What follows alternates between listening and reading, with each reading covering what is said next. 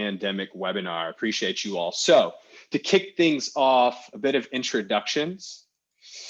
My name is Jacob Robinson. I'm a 2014 VFA alum. I spent my fellowship in New Orleans, and in 2018, I joined the Venture for America team as a recruiter, and that is what I do from 9 to 5 these days. I'm going to allow our panelists to give a brief introduction on themselves also. How about you, Lydia?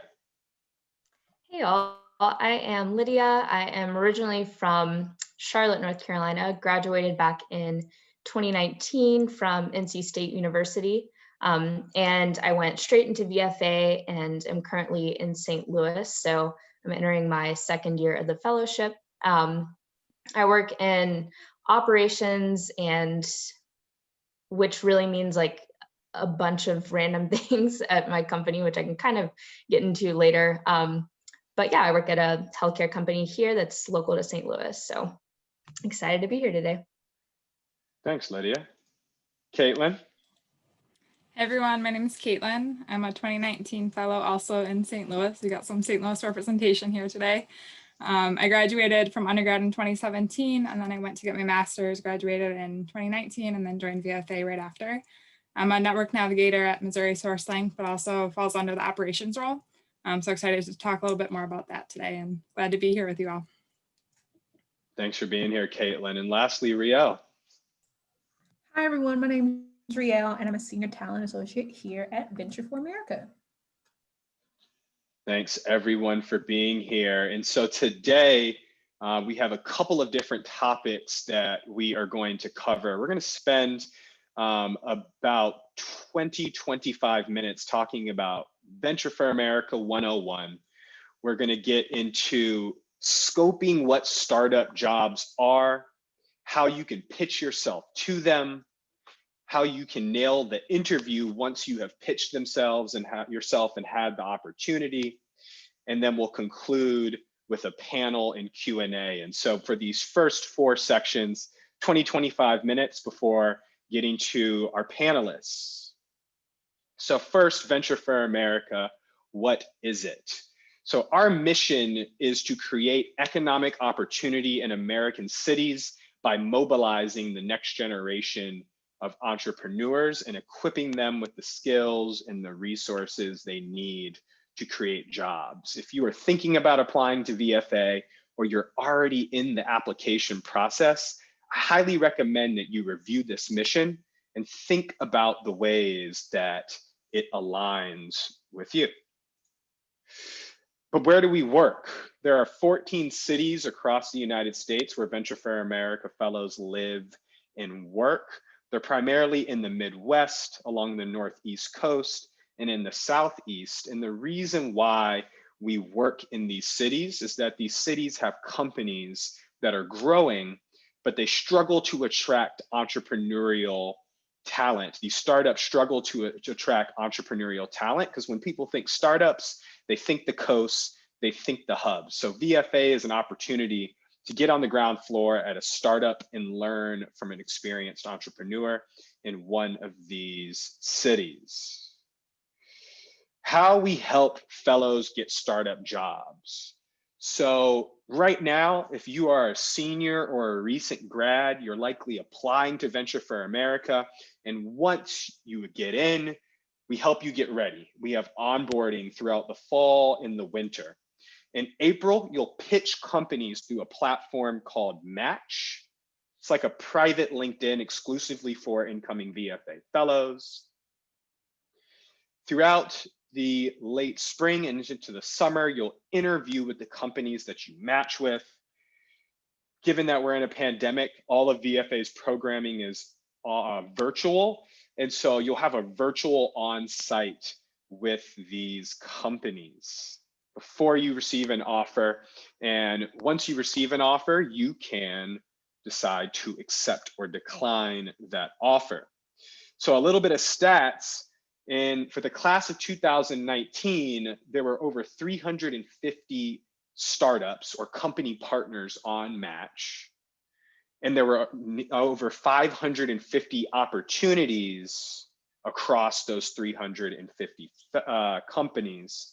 And there were about 200 fellows in that class. So as you can see, multiple opportunities per fellow.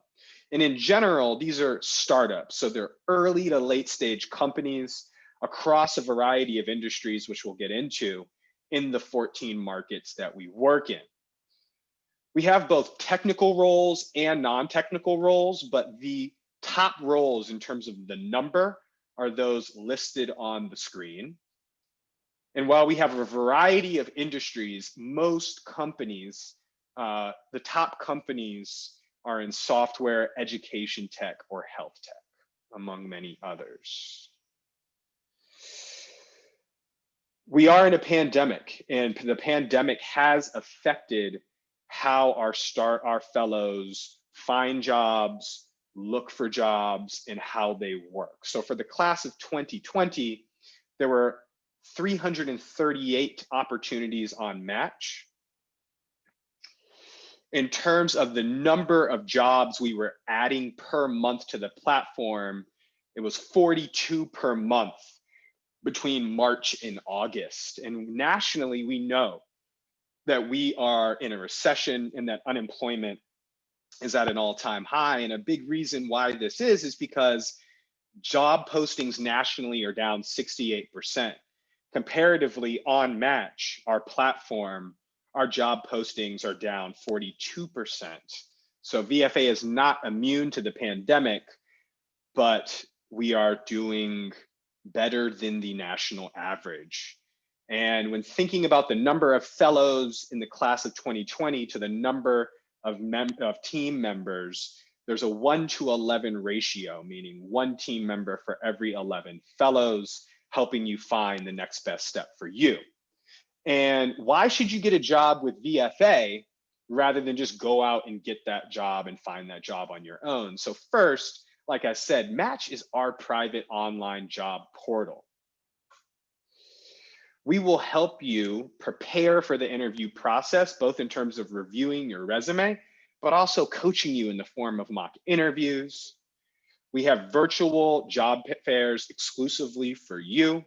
And lastly, if we know that you have a specific interest and we find a company that's looking for someone with that interest, we can connect you directly. In short, we know startups, and we know startups because since VFA started in the class of 2012, we've helped more than 1,200 recent grads get jobs at startups. And so if you take out your phone and shine your camera at the screen or your favorite QR reader, you can learn what we have learned about startups. Now, if you're an underclassman and you're thinking about what can I do to prepare for VFA, reading this PDF, which is nearly 100 pages long, is a great place to start. Even if you have applied to VFA or you're getting involved in the application process, this is a great primer to prepare you for Match. And if you didn't get it on your screen yet, don't worry, I'll send out the recording and we will also send this out via email. Now, let's talk about scoping startup jobs. How can you find them? So first, don't rule out a company unless you've talked to them. Why? Because startups, they're kind of hard to grasp. You might not know everything about the company, and there's a lot of different things to learn that could be a value add to a recent grad's early career. When you're looking for jobs or internships, whether it's VFA, outside VFA, before VFA, we recommend that you look for 20 to 30 companies that are interesting to you.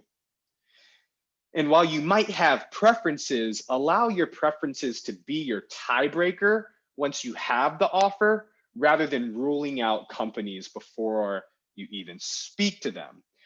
And when you're thinking about what companies you want to look for, don't just think about industry role and place, also think about the type of team.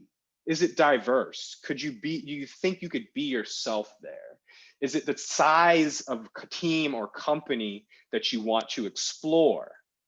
And you can look on platforms like LinkedIn, AngelList, Crunchbase, and you can leverage these platforms if you're on match as a VFA fellow, but also if you are an intern or a recent grad that's looking for opportunities in addition to VFA. And you want to make a list of your must-haves and your want-to-haves to start to rank or categorize this list. And so this is an exercise where I'm looking for a bit of crowd engagement. You want to use the chat feature down below, and you can send messages to both panelists and attendees. Make a list of one must-have and one want-to-have for your internship or your job after graduation. And here is a tip on the screen. We'll spend about 1 minute knocking this out. Drew wants a growth company. Drew, is that a must-have or a want-to-have?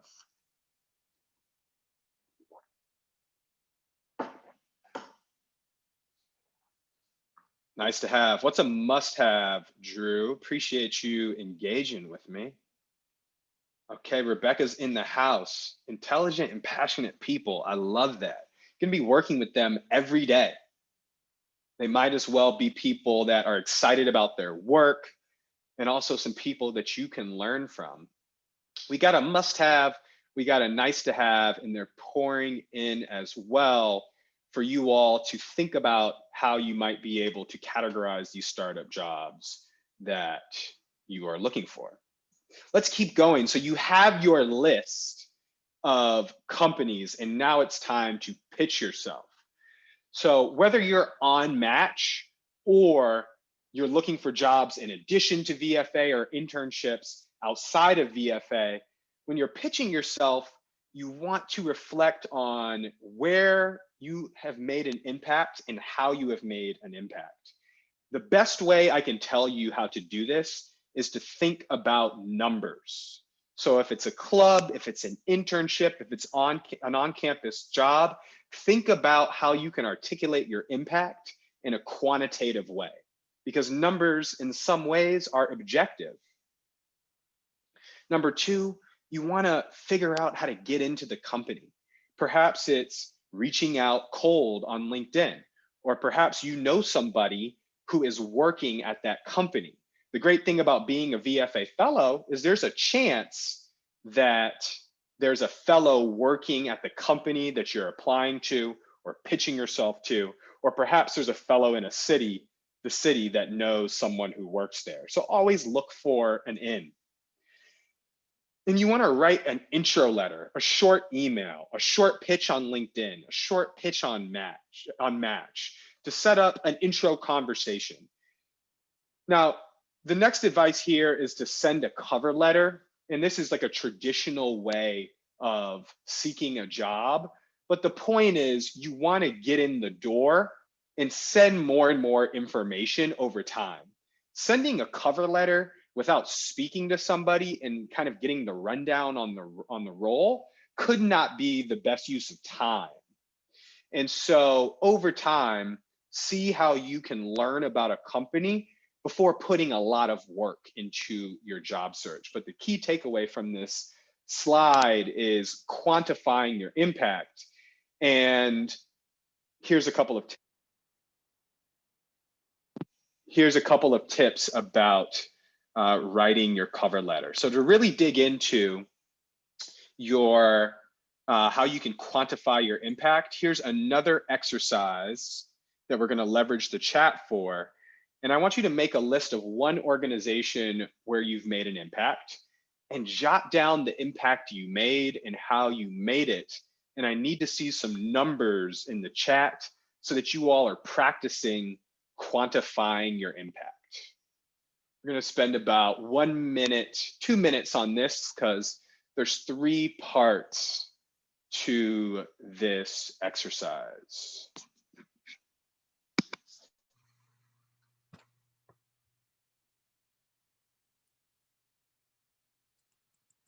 And here is a tip for you when thinking about which activity or organization to pick.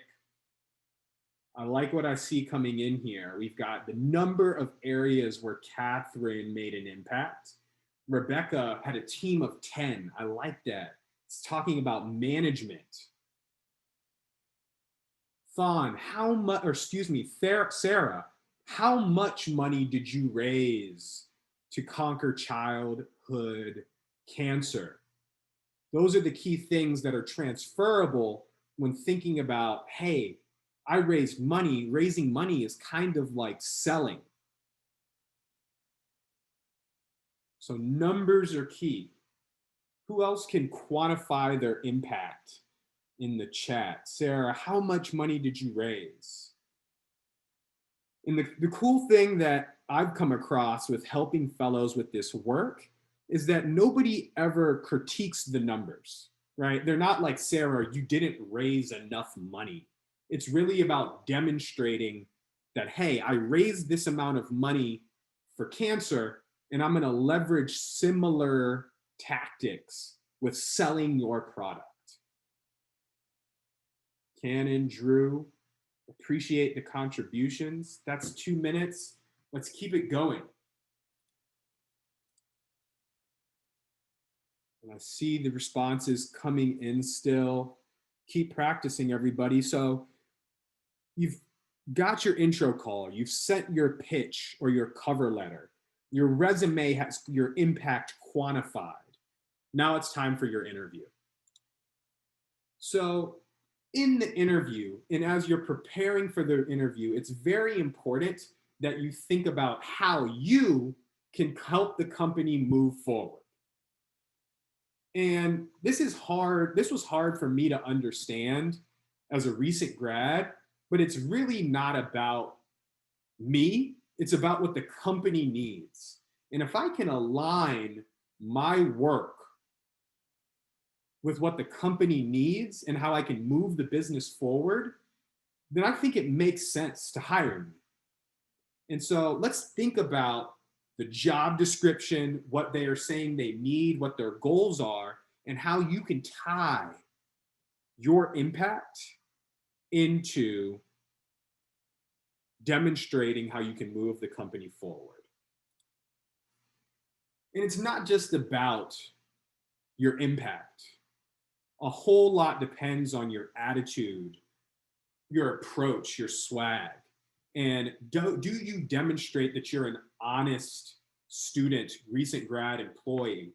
Are you curious? What else are you interested in outside of class or your current hobbies and interests?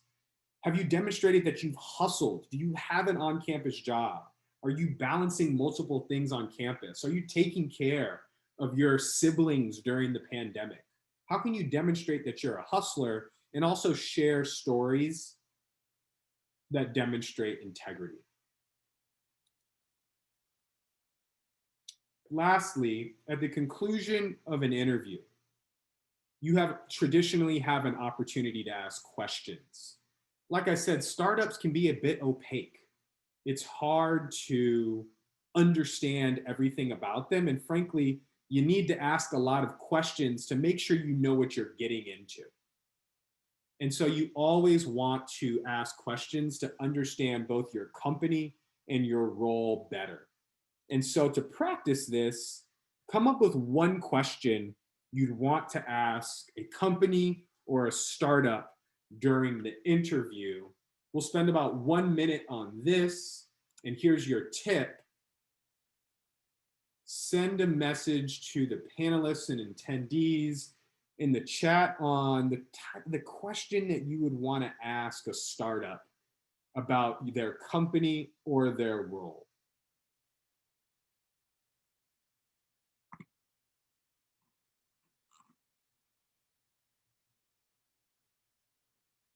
Julia. Okay, here we go. Catherine is in here. How performance is measured and evaluated. I love that. Hopefully, if you hit your goals or your performance metrics, you can get a raise. Where does this person see themselves a year from now, or the company see themselves a year from now, right? 5 years from now, Elizabeth shared. Julia, I love it. What successful traits does a person in this role need to have? Rickon, talking about company culture. Excellent questions, y'all. Always want to ask questions. And if you don't have questions, think about how you can confirm your assumptions about what you have read or researched or conversations that you've had with people. All right, y'all. So it is 5:24 Eastern time, and I promised that we were going to conclude that section of the presentation in 25 minutes, which means we're right on time. And I do want to open the floor to our panelists, Lydia and Caitlin, so you can stop hearing from the VFA team and hear from fellows who are actually doing this work. So Lydia, I'm coming to you first. Tell us about your VFA story. Why join VFA? Mm-hmm. Yeah, so like I said, I joined VFA right after graduating. So senior year, when it came time to look for jobs, I really sat and thought about just over the prior three and a half years, like what did I just love and like thrive on when I was doing. So what internships or like extracurriculars. So I think I had two like pretty polar opposite experiences that kind of helped me make the decision to join VFA. So the first was I freshman year started a group on campus that I grew and led throughout the following years and throughout until senior year. So that process I just absolutely loved, like just like owning it, getting people on board, changing things year to year to improve, just loved that process. And then the, I guess, opposite experience was just an internship. I had one summer where I definitely learned in the role, but it was at a larger corporation and it was slow and I just felt like I wasn't really doing much. So I think those two kind of opposite roles there definitely are opposite experiences, helping figure out like I loved the thing that I did, that I owned, or at least had a lot of impact in. And that's what led me to decide on VFA. I'd say in a nutshell. There's more, but yeah, I'll stop there.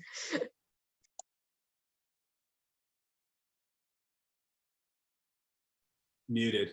We'll continue to unpack your journey, Lydia. Caitlin, you spent a little bit of time doing something else before VFA. Tell us about that. How'd you end up with being a VFA fellow? Yeah, for sure. So yeah, I got my master's in social work, specifically social enterprise administration. So really interested in the combination of for-profit, but doing good for business. So yeah, when it came time to job hunt, I looked for like social impact organizations. Actually didn't really know about Venture for America until the job hunt began. So I did my search, came across VFA, wanted to learn more, and honestly, like it was the best fit ever. Combining this, the social community, doing good for companies, startup, business, like everything that I had studied in school was like exactly what I wanted. So I think it all came together really nicely, even though I didn't know anything about VFA beforehand. Thanks for sharing that, Caitlin. And I think when I speak with candidates, a lot of millennials and Zoomers, those from Gen Z, we care about making an impact, right? Whether it's the environment or K-12 education or health, like we want our business to help others. Does your business like help others in like a social way? Tell us a little bit about your company. I guess, yeah, I can start out. And first, just to like completely agree with that statement. I think that's something coming out of college is like, I want to help people. I think a lot of people in our general age range, have this vague idea of like helping people. And and it's great, but it doesn't have to be through nonprofits. You can do that through like enterprise. So I think my specific company, I mean, we work in healthcare. We're like a healthcare services company. So we are quite literally helping people feel better. So that's one way, but I think other ways, being a year out of college, kind of understanding the business world better. The other ways that I think my company helps people is we employ, and as a side note, we're not a very traditional startup. It's a very like entrepreneurial team, which is why we're in VFA. But one way that we help people in the community is we employ a lot of people in St. Louis, and we provide like a fantastic job opportunities and opportunities for advancement that I'm just like proud to work at a company, even though I'm not from St. Louis originally, that I think that's a way that we help people. Just have like a very solid way to make a living. So that's one way. And especially with the pandemic, because again, we do work in health. We are very much affected by COVID. And I think our leadership has handled it pretty well. So that's been really cool to learn from. But yeah. Thank you, Lydia. And Caitlin, how about you? I mean, you got a degree in social work. So how does that play into the company you work at? Yeah, for sure. So Missouri SourceLink, we're an entrepreneur support organizations.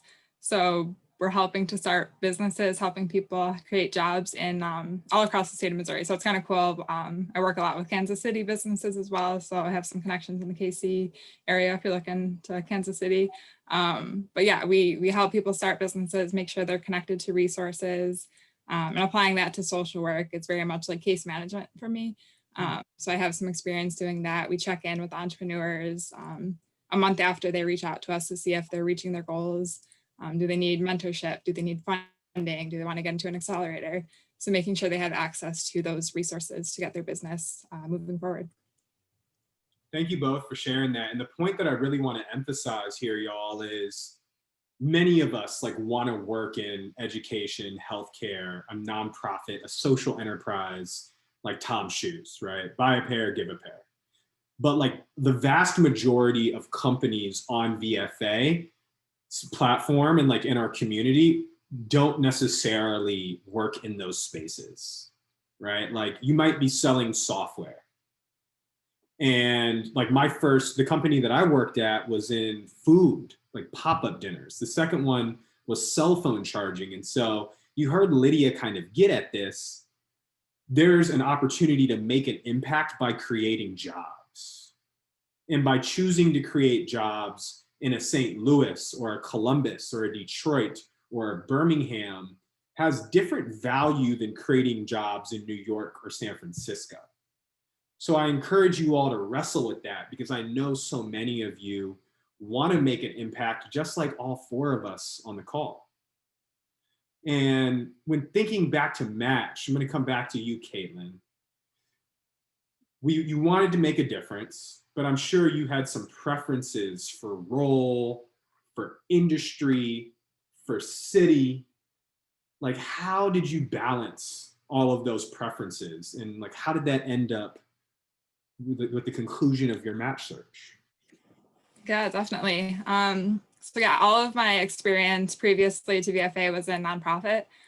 So I kind of wanted to stick with the nonprofit route. I guess that's kind of different from the traditional startup sense, but I knew that there'd probably be a fit somewhere, kind of exactly what we've been talking about, the social impact. So nonprofit was kind of my top choice. As far as role, looking more so for the operations, project management, because I figured I would be able to bring in my case management and operations, working with others in that way. As far as city, that was the one that I was wide open. I honestly didn't care which city. I think I might have mentioned I'm from Buffalo, New York, so I'm used to the cold. If I ended up in Detroit or somewhere up Northeast, I have family in Charlotte. So it really didn't matter for me for city. So yeah, I think for sure it was the industry and the role that I prioritized. And if you were to give a tip to an incoming VFA fellow who's going to join and participate in Match, what would your tip be, Caitlin, based on your experience? I would say pitch wide and pitch far. You never know, like, what this was mentioned in the presentation earlier, like you never know what you don't know what you don't know about the company, right? So you got to speak to the company, get to know them, research them. There were a handful that I was like, yeah, software tech, like this is not me, but I had an interview with them. I called and got to learn more. So yeah, just reach out, get to know all these companies on there, and go out of your boundaries too. Just explore what options, because you never know what could be a good fit. Love that advice. Lydia, how do you balance all your preferences? And based on where you ultimately landed, what advice for these potential incoming fellows? Yeah, so similar to Caitlin, I was completely open to what city I ended up in. And I focused pretty much mainly or just on role. I was kind of partial to the healthcare industry, thought it would be nice if I ended up in that, but that was kind of one of the nice to haves. It wasn't a must have. But yeah, a must have was a role that I could do some technical things and some non-technical things, which is pretty vague. But I studied engineering in school, but didn't want to go straight into an engineering role. But I do like numbers and things. So it's kind of how I ended up in operations. It was like efficiency. I could do some data analysis, but I also am doing some like big picture process improvement types of things as well. And I would recommend that approach, just focus on role. I think one thing you'll hear a lot is a lot of people at first will be like, I want to end up in Philadelphia or like Baltimore, mainly Philadelphia. Philadelphia is the big one. But I'd really caution against that mindset, because it'll limit you it could limit you from a really cool company that you don't know anything about, and it'll limit you from a really cool city that you don't know anything about. Like I knew not a thing about St. Louis, and I've been so surprised by it here. I really like it here. I think I'll be here beyond my 2 years. There's a lot to eat that I have not yet, so that's the main reason. But my point is, be open to city, focus on role. And one thing I haven't mentioned that I wish I had focused more on was just like team culture. Try and pick up on it on those calls, the Zoom calls you'll be having with the team, at your final round, or just throughout the process with the team. It's super important to, I think like Jacob said earlier, be on a team where you can like just be yourself. So yeah, I'd say role and culture are the biggest things to focus on. Appreciate that real talk, y'all. Just to like emphasize some of this to the audience. You want to pitch wide, like not just in match, but like you want to apply to VFA and a bunch of other stuff. And you want to apply to stuff around the same time so that when your job offers start popping, they're going to pop around the same time. And then you'll be able to compare an apple with an apple. On match, companies can actually pitch you too. And my advice is to accept every pitch and to pitch all the companies that meet your preference, right? Lydia's talking about role. You got to be able to do the job. But industry and city, how many of your friends say, I have to be in New York City in finance, or I have to be in the Bay working in tech, or I have to be on Capitol Hill in DC, right? That limits you to so much. And when else in your life is an organization going to say, here's 300, 400, 500 jobs that are for you, have at it. Like it would be not taking advantage of the opportunity if your preferences are this narrow. So allow your preferences to be the tiebreaker once you have those apples, rather than putting all your eggs in one basket. Let's keep going. So Lydia, when you applied to VFA, how did you stick out in the application process? And similarly, did that same way of sticking out, did that help you during match? Like, how did you get that win where you were like, I think I'm in the right place and I'm getting some momentum here? Yeah, so I think the best, like the things that made me most successful, one would be I really aligned with the mission. It sounds like Caitlin, you really did too, like kind of in a different way, which was cool to hear. I didn't know all about that. But yeah, the mission alignment was great because like we're talking about here, it's like I want to help people and communities, and this was a great way to do that through business. So that was one thing. I think the other thing is in like demonstrate ways in which you've kind of lived out the mission or similar ways in your life. So I think I really showed my passion for some of the things that group I started, or I mentioned earlier that I started on campus and worked on. I mean, the way I'll like write about that, it might be like over the top, but I'm like, I mean it. I loved this thing. So I think like that, just being able to demonstrate like I've done this, I really mean it, I loved it, and then that mission alignment, those were two ways that yeah, made me stick out, I think, throughout the VFA application process. And then with match as well, and I don't know if you want me to go into like match tips or like my process, but I think it was definitely a little different because it's more specific. But yeah, I think with going through my match process, and this goes for roles or companies themselves, I think when you graduate college, you like don't know what jobs there are that exist out there. Like we have pretty basic ideas like engineer, data analyst, like these broad things, but then you learn about these companies that are doing things that you didn't even know existed. And working on problems that you didn't even know, yeah, were out there. So I think going through the match process will first help you, yeah, you're gonna learn a lot about things that are out there. Let's see, trying to address too many things here.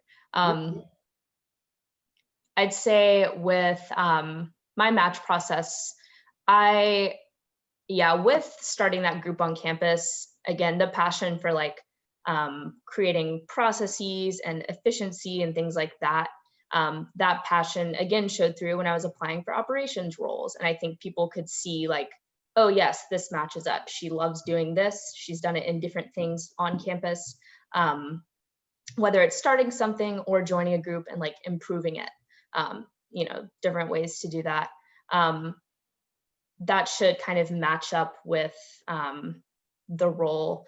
And you don't have to have worked in the specific roles before, like job title wise, but you can definitely do like analogous projects and things throughout school. So again, just demonstrating by what you've done that you really like something or that you would be good at it, I think can help you stick out. Excellent. And I'm coming to Caitlin. I'm going to break the question down because I asked Lydia like 4 questions. And while I'm asking this question to Caitlin and she's answering, you all can jump in the Q&A because we have about 20 minutes left. I know Eric and Drew have thrown some questions in here, and Riel's going to be passing these questions out to the 3 of us. So if we haven't hit on anything that you're curious about VFA, about match, about what to be when you grow up, we're here to help. So feel free to use the Q&A feature rather than the chat feature. Caitlin, jumping back to you. First, how did you stick out in the VFA application process? Yeah, so I guess also kind of what Lydia said, mission for sure. Wanted to have that mission alignment. And also just, yeah, like be super involved in what you're doing and like do it to the max and be able to talk about it. I think I remember like back to my video interview, just like one of the questions, and I just like was so passionate about it. And like I did all these things and it was so amazing and you should be there. Like for example, I worked at Hot Bread Kitchen. It was a job training program for women in New York City. And it was just like the most incredible thing that I've ever done. So just be passionate about it, know what your impact was to the organization. And then also like throughout the match process, I think like the biggest win that I had for that was like when I received an email saying I made it to the next round of an interview, which was just like the best feeling ever to just know like I'm doing something right. I made it to the next round. So yeah, I think just remain like dedicated to what it is that your focus is and what that mission alignment for you means. Trust the process, huh? Trust the process. Yeah, for sure. Well, that's all for me, y'all, unless Riel throws a question back to me. Riel, what are our questions looking like? All right, y'all are typing away, so this is perfect. All right, so the first question, someone said, is it beneficial or how is it beneficial to work for a startup at the ground level out of college? If you're someone who's really ambitious about opening your own business or company one day. So I will pitch this to Jacob, and then Lydia or Caitlin, you can also add whatever thoughts you have as well. I'm going to give you all the VFA answer, and then Lydia and Caitlin can tell you like their perspective.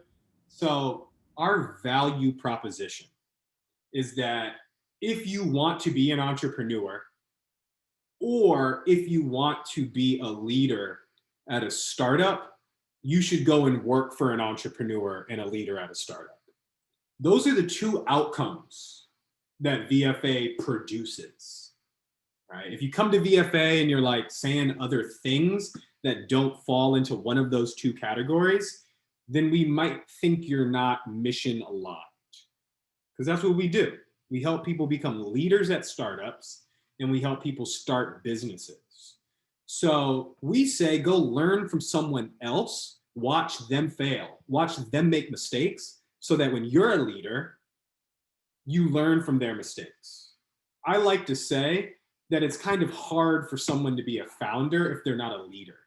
I personally think that's like why so many businesses fail, is because there's all kinds of founders out here, but they lack leadership experience. And so a great way to learn to become a leader before becoming a founder is to work for someone else and to become a leader at their organization. It's the VFA answer. Caitlin or Lydia have a non-VFA answer. Yeah, no, I would completely agree with that for sure. Got to have the leadership skills, but also working at a startup right out of college, like your experience with so many different aspects of the company that like in another job, you may only have one role, right? But at a startup, you're wear many hats is the phrase. Like you are in so many different parts of the business.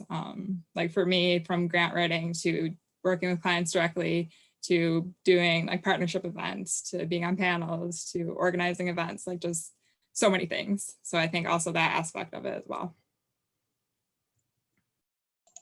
I'll just quickly add, and we probably don't need 3 people to answer every question, but I think that just realize that when you're coming out of college, you haven't like worked in some like cushy job where you like have all these, all these benefits and this salary and all this stuff.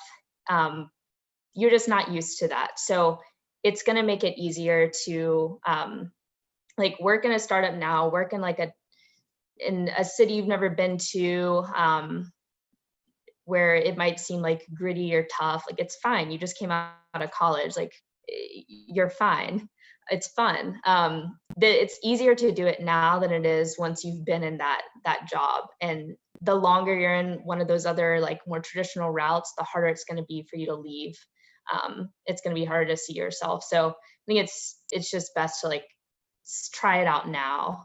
And yeah, like Caitlin said, the autonomy you'll get at these companies is just, it's crazy. It's scary sometimes, but then you pick yourself up and you try it out.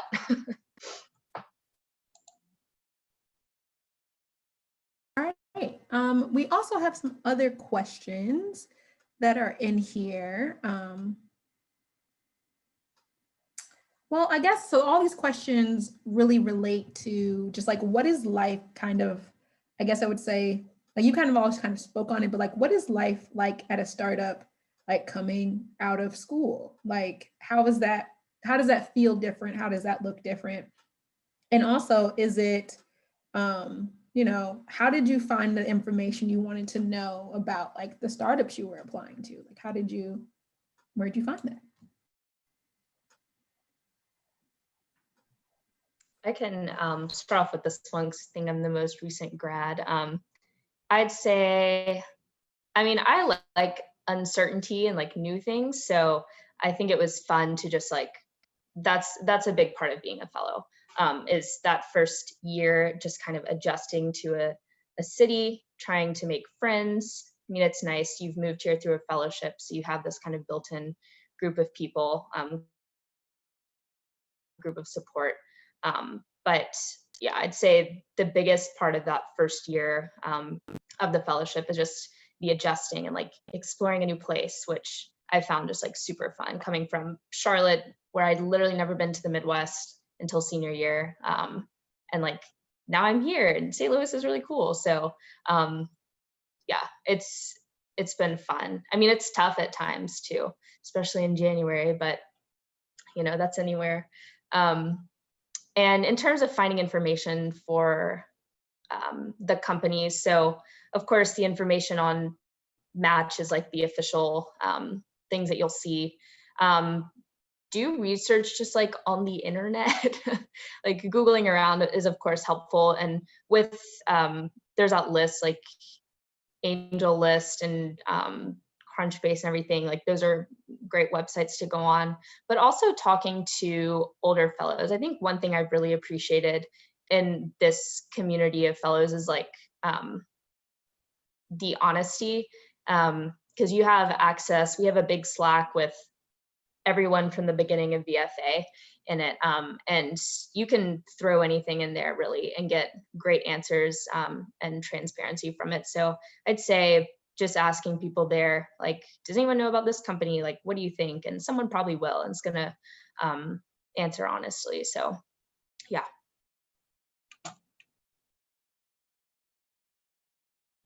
I'll just add to that too really quick. For like the transition, training camp like helped me immensely with transitioning to full-time work. Just like the 9 to 5 for 4 weeks, and then a month later I was in work, so that helped a lot too. And then yeah, to echo what Lydia had said, research the company's website and read like every inch of their website, the About Us section, the everything. Just learn as much as you can.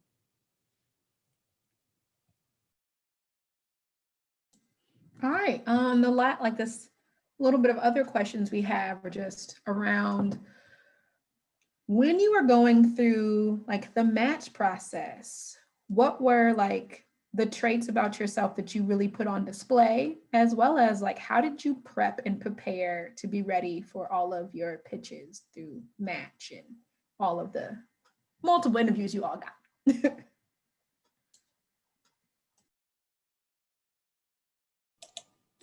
Go first, I guess.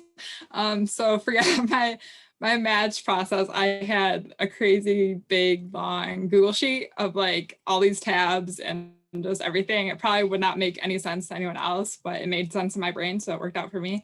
Where I had like companies that pitched to me, companies that I pitched to, like the city that they were in, what role it was, why I was interested.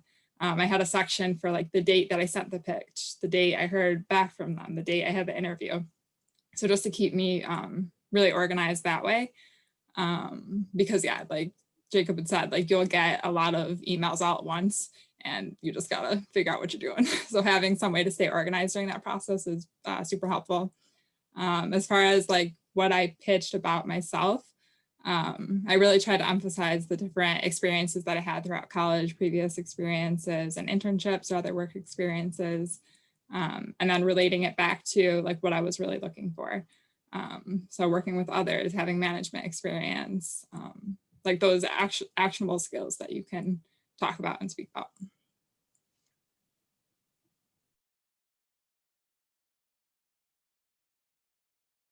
All right. And then a fun question. So what is the most fun part about your job? And or what is the most challenging part?